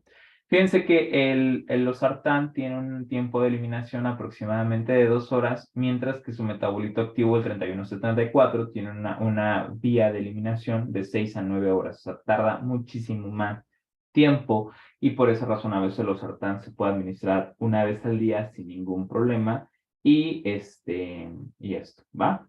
Sin embargo, recuerden que el tiempo de vida media es el tiempo que está circulando en la sangre. Sin embargo, su efecto dura 24 horas sin ningún problema. O sea, por eso los losartán a veces nos damos una sola vez al día y sin ninguna bronca, ¿va? El siguiente ARA que vemos es el telmisartán. A diferencia del losartán, telmisartán tiene una latencia muy corta. En 15 minutos ya está haciendo ese efecto hipotensor. Su Cmax, chicos, es de 30 a 60 minutos. O sea, tiene un tiempo de concentración máxima un poquito más corto. O sea, alcanza la concentración máxima más en menos tiempo. Pero el problema con telmisartán es de que los alimentos aquí sí lastiman mucho su absorción o lastiman mucho su tiempo que vayan a llegar. De aquí el telmisartán es de los ARAS que tienen mayor volumen aparente de distribución, tiene 7.1 litros por kilogramo de peso Y tiene metabolitos activos, que es el ácido glucurónico, que es un metabolito inactivo. No tiene como tal un proceso como tal que tenga una afección muy hipotensora. Tiene su excreción exclusiva por vía de heces o por vía biliar, heces fecal y la parte biliar, ¿vale? Entonces eso quiere decir que pues ahí se va a estar eliminando. Su tiempo de vida media es de 24 horas, por eso el telmisartán con una sola dosis que des sin ningún problema puede alcanzar bien al paciente, ¿va? Que es una diferencia que ya están viendo con los sartán, que los sartán se eliminaba una parte por vía renal y una parte por la parte de las heces fecales. Su tiempo de vida media de telmisartán es de 6 horas y este es de 24 horas. Los sartán no interaccionan con los alimentos, este sí interacciona con los alimentos.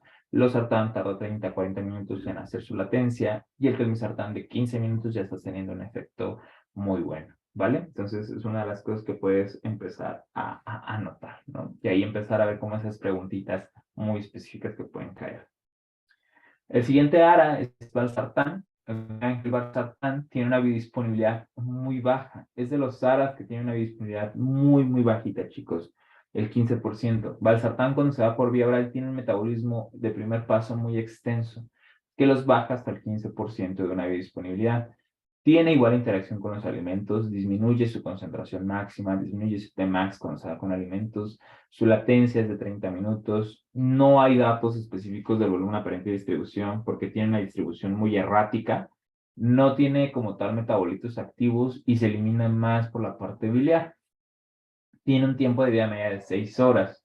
El valsartán, se llega a condicionar en pacientes que llegan a tener una hipertensión reactiva. En estos, generalmente el valsartán se utiliza en pacientes que pueden necesitar darles más dosis. ¿Por qué? Pues por la tiempo de vida media, muy cortito, etcétera. Entonces, inclusive están minúsculas en su temario, si no mal recuerdo. Déjenme ver. Su temario está en minúsculas, precisamente por esa situación. No es tan utilizado hoy en día, pero pues en este contexto que lo sepan, ¿va? Y el último, que es el silexitilo de candesartán. El candesartán, es un profármaco. Tiene que activarse. Vamos a poner aquí profármaco. Y este se activa específicamente en la pared intestinal. Se activa en la pared intestinal por la hidrólisis de Ester, que su metabolito activo pues es el candesartán, sin ningún problema. Su biodisponibilidad también es muy poquita. Su latencia, vean que su latencia es de 2 horas, o sea, tarda 2 horas en hacer el efecto hipotensor. Tiene una proteínas plasmáticas, se metaboliza específicamente en la pared intestinal, que aquí esto es importante que lo sepan. Se elimina pues, principalmente por esos fecales y su tiempo de vida media es de 9 horas aproximadamente, ¿vale? Entonces, para que lo vayan teniendo ahí, como esos puntos de diferencia específicos, ¿va? ¿Qué reacciones adversas aparecen con los ARAS? Los ARAS son mejor tolerados, chicos, que los YECAS. No hay tanto tema ahí en la parte de las reacciones adversas aquí de tipo A, pero las que se pueden presentar principalmente con los ARAS, que son como características de los ARAS, es el angioedema. Los ARAS pueden presentar ese proceso de angioedema. Ay, perdón, se me olvidó decirles bueno, déjame acomodar aquí esta parte, que lo tengo aquí mal, acomodarles o explicarles las características o la categoría de la FDA. Candesartán, la categoría FDA es D, valsartán igual es B, telmisartán igual es B, y losartán es el único que es categoría C en el embarazo. Entonces, el que los puedes dar cualquiera de estos, el único que sí puedes decir, pues me puedo aventar a darlo, es en este caso el losartán, ¿vale? De sus efectos adversos que pueden presentar específicamente, pues les decía, generalmente son bien tolerables. El característico de estos puede ser el angioedema y les puede presentar ese proceso de angioedema, chicos. La mayoría va a presentar como efecto común, van a presentar el dolor en la espalda, dolor en la espalda baja, presenta ese dolorcito en la parte baja, en algunos Es raro, es muy raro, chicos, que se presente tos. Generalmente 1 de cada 10 pacientes lo presenta tos. No es tan común. Todos, pues, excepto los sartán, pueden generar como procesos teratogénicos. Algunos pacientes pueden presentar una hipotensión muy marcada, inclusive que llegan a estar atención hospitalaria, realmente no es tan fuerte. Pueden presentar oliguria, es decir, que baje la cantidad de orina con la cual estén teniendo ahí su proceso normal. Pueden elevar azuados, elevan lo que es urea, BUN, creatinina, esas cosas. Teratogénico, pues ya vimos, y pues en algunos puede presentar hipercalemia, que es más raro que presentar hipercalemia, pero es más asociado a este proceso, ¿vale? De las interacciones que pueden llegar a presentar, chicos, en nuestros fármacos, en este caso los ARAs, principalmente las interacciones que tienen son las mismas que están reportadas con los YECAs. Sin embargo, estos van a tener un riesgo de hipotensión más alto cuando se lleguen a prescribir conjunto a betabloqueadores, a bloqueadores de canales de calcio o a calcio-antagonistas, o cuando los pueden ya con los tiacidas. Con los tiacidas van a tener ahí un proceso de hipotensión muy marcado, ¿vale? Entonces en esto pues hay que tener mucho cuidado en esta situación, ¿vale? También hay que tener mucho cuidado con la parte de la elevación de potasio, perdón, cuando los lleguen a dar con algún diurético ahorrador de potasio, o cuando se llega a dar con algún anticoagulante. ¿Por qué? Porque los anticoagulantes habíamos platicado que tienen una sal ahí metida, que principalmente lo que es la heparina, de poder elevar el potasio. Entonces tengan mucho cuidado, ¿vale?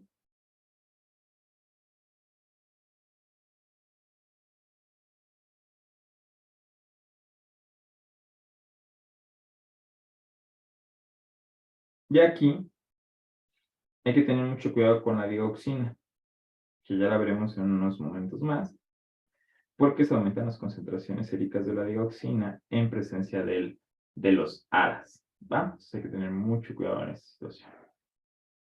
Muy bien. ¿Cuándo están indicados los ARAS, chicos? Los ARAS tienen mayor indicación específicamente en hipertensión arterial sistémica, como ya lo habíamos visto y es el tema.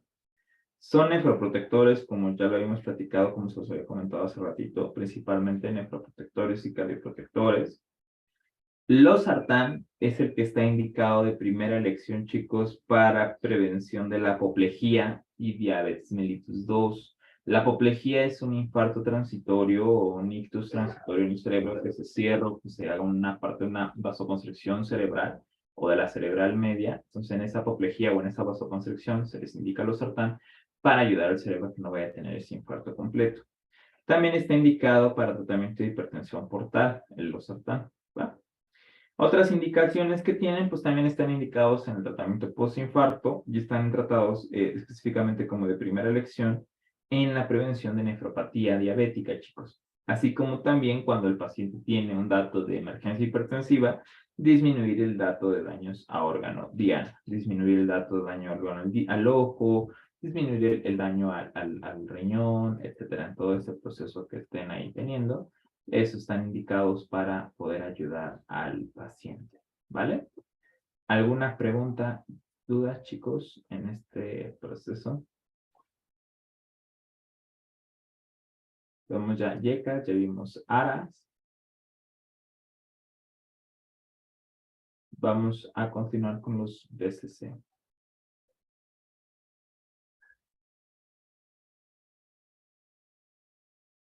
Ok, si no hay dudas.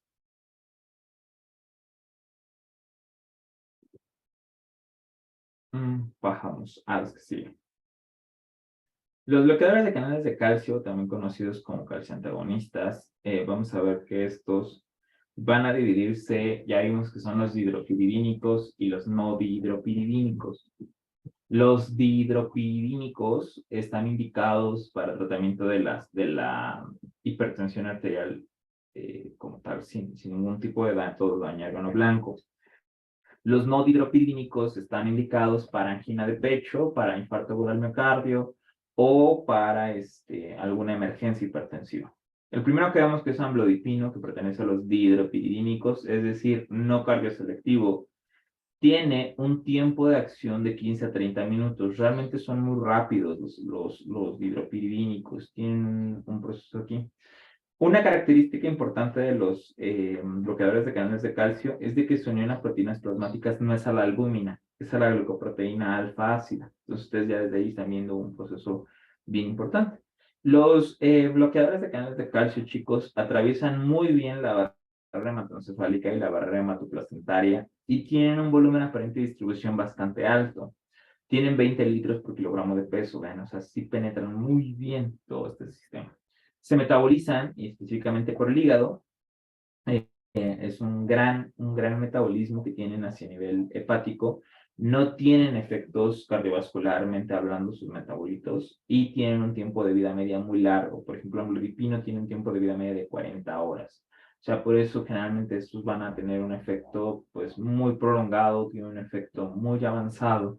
El cual pues lo que vamos a tener nosotros con esta situación pues va a ser que no tengamos necesidad de administrarlo varias veces al día. Y eso es algo muy bueno porque así nuestro paciente va a estar muchísimo más apegado, no vamos a tener efectos tan marcados, etcétera, ¿no? Todo en esta situación para que vean ustedes cómo lo van teniendo. ¿Vale, chicos? Entonces, en esta manera, pues es donde nosotros vamos teniendo esta situación. Ahora, con amlodipino, pues eso es lo que podamos platicar de amlodipino. De nifedipino, nifedipine, que también así le llaman, nifedipino, nifedipine, es el que se ha utilizado mucho, chavos, por vía sublingual. De por sí, su efecto, su latencia es muy corta. Ven que nifedipino, cuando se administra por vía oral, a los 10 minutos ya hace su efecto. Muchos lo administran por vía sublingual. Por vía sublingual es muy errático su absorción, así como veíamos con los benzodiazepinas, que las benzodiazepinas cuando se administran por vía intramuscular es totalmente errático, es muy erróneo totalmente administrarlos por ahí porque no tenemos como previsibles qué va a pasar con ellos. Nifedipino, igual manera cuando se da por vía sublingual, no sabemos o no podemos ver con ciencia cierta cómo se va a comportar y muchos todavía lo siguen administrando por vía sublingual. No sean parte del montón, chicos, no lo administran por vía sublingual. Nifedipino se administra por vía oral, específicamente tiene una disponibilidad del 50%, tiene un amplio metabolismo de primer paso y ese metabolismo de primer paso es el que nos da seguridad en su uso. Tiene una concentración máxima de 30 a 90 minutos, o sea, es muy rápido su cinética de nifedipino, chicos. De hecho, se indicó o se ideó para poder hacer efectos rápidos de esta manera. De igual manera, se sigue uniendo hacia la glucoproteína alfa ácida para que ustedes lo sigan teniendo ahí. Tiene un volumen aparente de distribución de 1.3 litros por kilogramo de peso, o sea, está bastante elevado. Se metaboliza indicadamente por el hígado, tiene metabolitos inactivos a nivel cardiovascular. Y pues vean, nada más a nivel renal podemos recuperar un 2% sin ningún tipo de cambio. Luego sí se metaboliza muy altamente a nivel hepático renal. Su tiempo de vida media es de 1.8 horas, o sea, es muy poquito. Y pues hay que tener muy cuidado con el nifedipino, ¿va? De los no hidropiridínicos que les pide su temario ver es el verapamilo. Vean que el verapamilo, chicos, al no ser un hidropiridínico, quiere decir que es un cardioselectivo. Tiene una disponibilidad del 25% y su latencia igual es de 10 minutos. Sin embargo, su concentración máxima se va a alcanzar entre 40 minutos a 60 minutos. No interacciona con los alimentos. De igual manera, también tiene una unión a la glucoproteína alfa ácida. Tiene un volumen aparente de distribución de 20 litros por kilogramo de peso. Se metaboliza directamente en el hígado. Pero vean, en el hígado, chicos, la verapamilo va a tener un metabolito activo. Y este es bien importante que lo anoten y lo consideren, o más bien en el momento que lo estén repasando, sepan qué pasa. El norverapamilo, que es el metabolito activo, tiene dos tipos de acciones. Tiene la acción calcioantagonista, pero también tiene dos acciones extra. Tiene la acción vasodilatadora y una reacción antiarrítmica.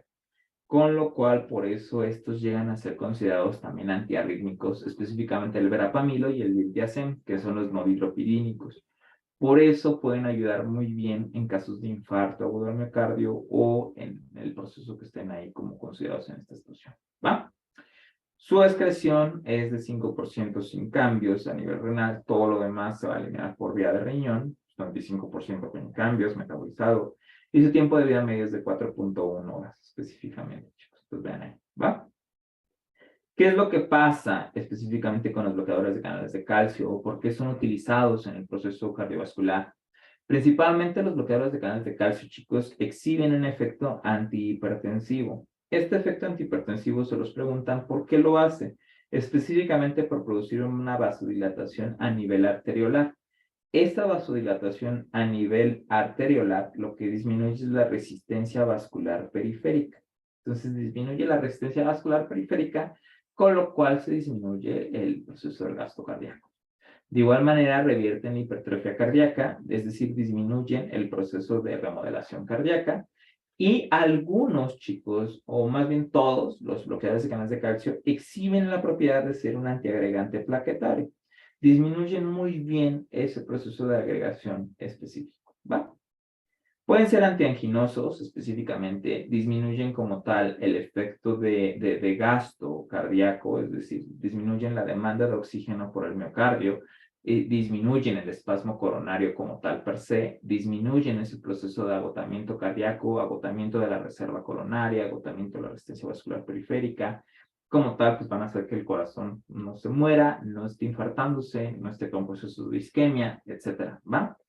A nivel renal tienen un efecto muy bonito. Los bloqueadores de canales de calcio, chicos, a nivel renal, tienen la ventaja de que tienen una acción antidiurética. Es decir, van a tener como efecto pleiotrópico tirar sodio. Al tirar sodio, ¿qué pasa?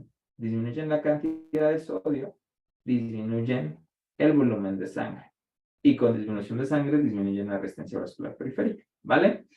Los bloqueadores de canales de calcio, vamos a verlos ya más adelante, nosotros en el tercer bloque, que pueden ser utilizados para revertir las acciones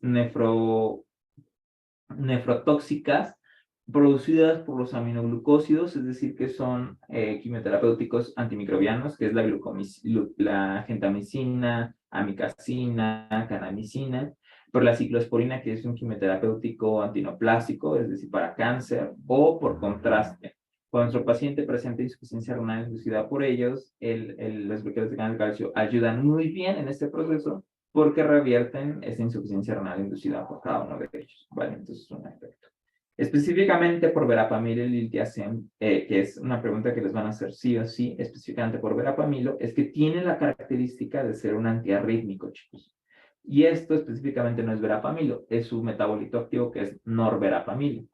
El verapamilo, chicos, o su metabolito activo que es norverapamilo o diltiazem, no les preguntan diltiazem porque no está en su temario, específicamente está indicado para usarse en taquiarritmia supraventricular, ya que lo que hacen es disminuir como tal la frecuencia del nodo sinusal, actuando específicamente en los nodos o actuando en el nodo SA por las corrientes FONI que están inducidas específicamente por el único canal que se abre en estado de hiperpolarización, que es un canal de calcio, que ya ven ustedes más adelante en cardio, ¿vale?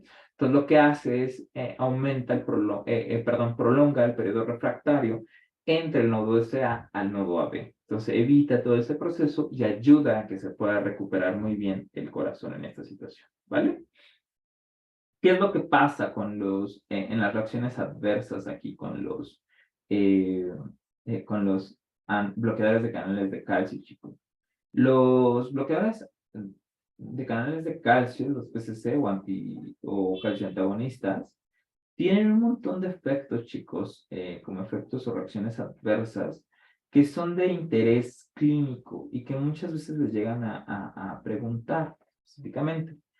El efecto característico de los bloqueadores de canales de calcio o el que es así como que les dicen, llega un paciente a urgencias y está con esta característica, ¿qué fármaco se tomó? es directamente ese, o sea, no hay de otra en este momento. Ya en tercer bloque sí los pueden confundir con algunos antimicrobianos, pero en este momento no hemos visto ningún fármaco que produzca ese efecto, y ese efecto es el enrojecimiento cutáneo. Como lo que dijimos que los bloqueadores de canal de calcio lo que hacen, lo que hacen es bloquear la entrada de canal de calcio. Creo que no, se me fue ahí explicarles el mecanismo de acción. Ahorita les explico rapidísimamente. Vamos a ir, me emocioné un poquito y no les expliqué el mecanismo de acción, la farmacodinámica de este. De aquí vamos a ver la farmacodinámica de los bloqueadores de canal de calcio, farmacodinámica. Una disculpita, se me fue como lo sabes, primero he explicado todo lo demás. En este no les expliqué cómo sucede con los canales de calcio. Que pues ya ustedes ya saben específicamente cómo funciona, ¿no? Ya saben ustedes. Saben ustedes que a nivel del músculo, a nivel celular, a nivel muscular, está nuestra membrana. Tenemos nosotros aquí los canales de calcio. Canal de calcio tipo L, que es el que vamos a ver. Y recuerden que por acá ha estado también el canal de potasio. Canal de potasio. Acá estaba nuestro receptor. Entonces, ven que aquí llega nuestro receptor específicamente. Este receptor está asociado a una proteína GQ. Esta proteína GQ lo que hace es aumentar la cantidad de... Aumenta la fosfolipasa C. La fosfolipasa C nos aumenta dos cosas. Nos aumenta el inositol 3-fosfato, nos aumenta el diacilglicerol. El inositol 3-fosfato sabe específicamente que actúa sobre receptores de rianodina. Ok, encontré esto en internet para los patos, ¿saben ustedes? Siri, no sé qué escucho acá. Invitar a Siri, después hace sus cosas. Disculpen eso, Ok, ya.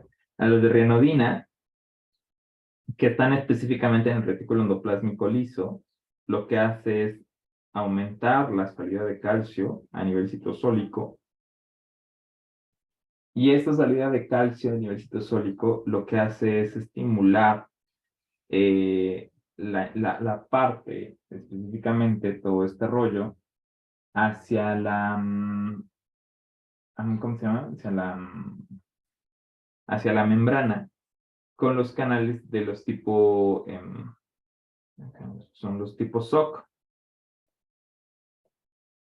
para que entre sodio y calcio. Cuando entra sodio y entra calcio, ambos lo que hacen es despolariza a la membrana. Al despolarizar la membrana, permite la apertura, ahora sí, de los canales de calcio de tipo L, y entra un montón de calcio. Y con este calcio que entra y este calcio que está saliendo, se juntan y a unirse al complejo calcio-calmodulina, producen contracción. Entonces, aquí lo que se hace, chicos, específicamente en esta situación, es que los bloqueadores de canales de calcio lo que hacen directamente es bloquear el canal. Entonces puedes seguir toda la vía, la anterior, puedes seguir toda esa vía, puedes seguir toda esta situación y no pasa absolutamente nada. ¿Por qué? Porque ya está bloqueado el canal. El canal no se va a abrir. Entonces lo que hacen específicamente los calcioantagonistas, bloquean el canal de calcio, está toda la vía abajo señalada, no hay ningún tema, y sin ningún problema puede estar está bloqueado por esa razón, porque está bloqueado el canal de calcio específicamente. Entonces, al haber esto, chicos, al bloquear el canal de calcio, pues, ¿qué pasa? Ya no se da la contracción, entonces está un proceso de dilatación. Al dilatarse, pues se dilatan todas las arterias, específicamente las arteriolas, las que están en la parte de la cara, las que están en la parte facial, pues se ve un enrojecimiento facial, se ve un enrojecimiento cutáneo, se relajan todas las arterias, se relajan las arterias cerebrales también, llega mayor cantidad de oxígeno hacia el cerebro con menor intensidad. Entonces, pues el paciente empieza a sentir mareo. se dilatan las arterias y por el proceso de dilatación puede haber cefalea. Hay un proceso ahí de cefalea. Entonces, específicamente esto es por vasodilatación. El paciente puede sentir congestión nasal, siente ahí como que está. ¿Por qué? Porque está llegando más sangre a la nariz, se está hipertrofiando los cornetes y se siente así como si estuviera moqueando, ¿va? Como hay mayor cantidad de sangre que está llegando, se aumenta la precarga del corazón. Al aumentar la precarga, es decir, aumentar la cantidad de sangre que llega, hay mayor palpitación. El paciente, como ya no tiene resistencia vascular periférica que esté sometiendo toda esa sangre, se puede hipotensar. Y aquí la hipotensión sí puede ser grave, chicos. Aguas con esto, porque la hipotensión sí puede ser muy marcada. Otro de los efectos característicos es que el paciente puede presentar edema peritibial, o sea, toda la tibia está completamente con edema, o puede haber edema de tobillos, ¿va? El paciente específicamente con los no dihidropiridínicos, que es el verapamil y el diazem, tiene efectos cardiodepresores. Estos principalmente se presentan con bradicardia, es decir, una frecuencia cardíaca menos de 60 latidos por minuto. Puede presentar bloqueos AB, que son principalmente el de primer grado, el que se presenta aquí con ellos. El bloqueo AB de primer grado es de que está el complejo, vamos a poner acá, con negro, la onda P, QRS, T, es lo normal. El de primer grado es que se alarga, es mantenido el alargamiento entre la onda P y el inicio de la onda R. O sea, el intervalo PR se alarga por más de 20 segundos. O sea, pero es mantenido. Es el de primer grado. Es el bloqueo AB de primer grado, chicos. ¿Va? El de segundo grado es el que es el MOVITS 1 y MOVITS 2, que es el fenómeno de Wickenbach, y el que no tiene fenómeno de Wickenbach es el que se ve con los otros que vamos a ver más adelante. En algunos pacientes se puede presentar la insuficiencia cardíaca. ¿Por qué? Porque el paciente está congestionado. Otro que es a nivel neurológico, que es muy característico de los bloqueadores de canales de calcio, es que puede presentar un poco de sedación o parestesia. El paciente puede sentir que ya no siente las manos. Es una redundancia, ¿no? O sea, el paciente puede quejarse de que no siente las manos, no siente la mitad del cuerpo, etcétera. Es teratogénico, este fármaco es muy teratogénico. Todos estos, el verapamil, amlodipino y demás, son categoría C en el embarazo. Vamos a ponerlos acá arriba que no nos hayamos puesto. Es como cositas así que no les puse en la presentación, como para irlos complementando acá. FDA-C, todos son categoría C en el embarazo, pero sí tienen su riesgo teratogénico. Entonces, para que los tengan, ¿va? El único que puede presentar efectos de estreñimiento es verapamilo. El verapamilo generalmente puede presentar estreñimiento y en algunos casos el paciente puede presentar tos, ¿vale? ¿Cuándo está indicado los bloqueadores de canales de calcio? Tienen mayor indicación, chicos, que los YECAS y los ARAs. De hecho, los YECAS y los ARAs son específicamente cardiológicos. Los bloqueadores de canales de calcio tienen indicaciones que no son cardiológicas. Vamos a ver. Para hipertensión arterial sistémica en monoterapia está indicada en pacientes de la raza negra, y esto por el JNS8, y pacientes que no hayan restringido sal. Los no dihidropiridínicos están indicados en taquicardia supraventricular paroxística, es decir, en pacientes que tengan algún tipo de arritmia. Todos los bloqueadores de canales de calcio están indicados en angina de esfuerzo o en angina de reposo, es decir, que empiecen a hacer algún tipo de actividad y sientan dolor en el pecho o sientan dolor cardíaco, están indicados en ellos, ¿va? Los no dihidropiridínicos están indicados en taquicardia por reentrada intranodal por prolongación, flúter auricular, fibrilación auricular, etc. Y están indicados específicamente en insuficiencia cardíaca por poder ser un buen vasodilatador a nivel arterial y ser un buen antianginoso, específicamente en insuficiencia cardíaca de tipo sistólica, ¿va? Otras indicaciones, chicos, que son no de tipo cardiovascular, estas son las con las cuales les pueden llover ahí las indicaciones. Como son relajadores, chicos, del músculo liso, pueden prevenir el ictus cerebral de tipo isquémico, ¿vale? El isquémico es el que ayuda. Cuando el paciente presenta hemorragia subaracnoidea, es decir, de que se revientan las arterias cerebrales y empieza a sangrar, se les puede dar nimodipino. El nimodipino lo que hace es aumentar el flujo de sangre que hay hacia el cerebro para que no se infarte el cerebro como tal, pero no revierte como tal ese proceso. Entonces lo que ayuda es aumentar el tiempo de ventana para que pueda entrar a cirugía al paciente y se les pueda ayudar. El nimodipino les puede ayudar muy bien. Algunos bloqueadores de canales de calcio, específicamente el nifedipino o amlodipino, están indicados en la profilaxis de la migraña. Amlodipino, amlodipino y nifedipino. ¿Va? Para el tratamiento de las hemorroides, como la enfermedad hemorroidal, está indicado el nifedipino. Para el paciente que tiene espasmo difuso esofágico, es decir, que traga y siente que se le atora la comida y que no pasa porque está muy estrecho el esófago, se les indica nifedipino. Es otra indicación que llega a tener. En acalasia están indicados todos, especialmente el nicardipino y el nifedipino, específicamente nicardipino y nifedipino. En vértigo, sordera y nixtagmo vestibular están indicados amlodipino. Para la profilaxis o fenómeno de Raynaud, el fenómeno de Raynaud es un fenómeno que ustedes checaron. Oh, no, perdón, aquí no. Acá en fenómeno de Raynaud.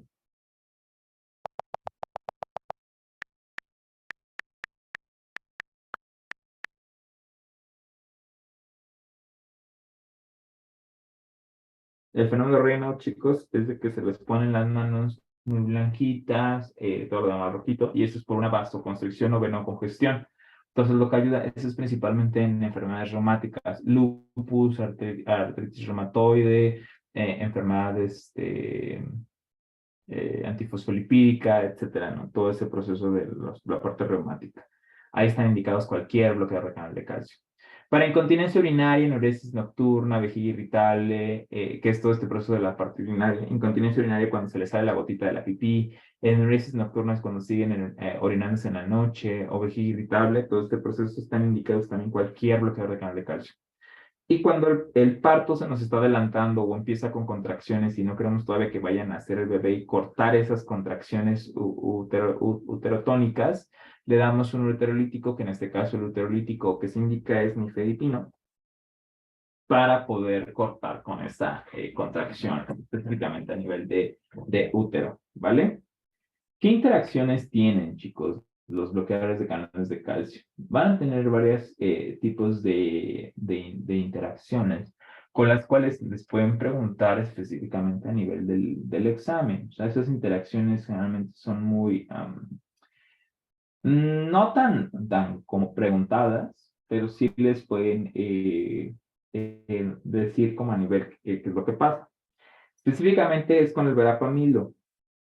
El verapamilo lo que hace, la interacción que tiene, es que inhibe la glucoproteína P.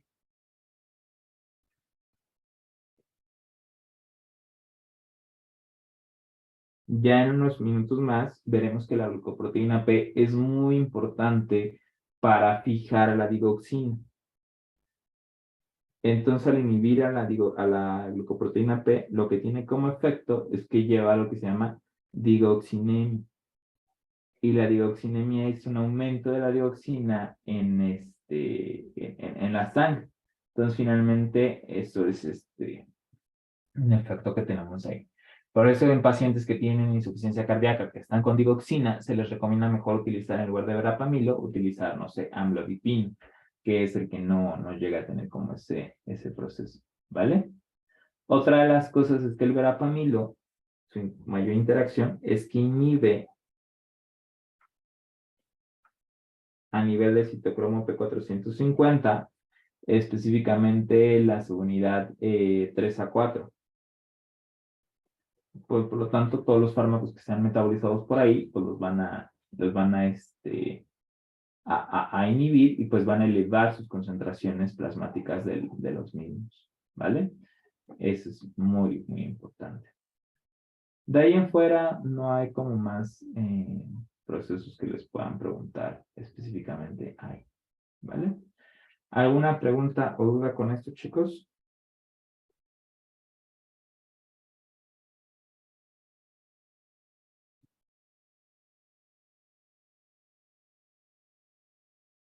No hay dudas, ¿cómo se sienten? ¿Bien? ¿Quieren tomarse 15 minutos de descanso, 20 minutos de descanso? Y empezamos con los diuréticos. Diuréticos es otro tema bastante grueso.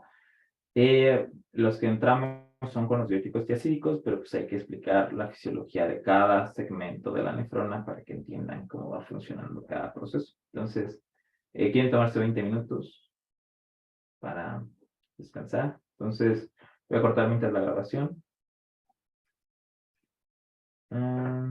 Aquí tenemos la grabación, que sería todo.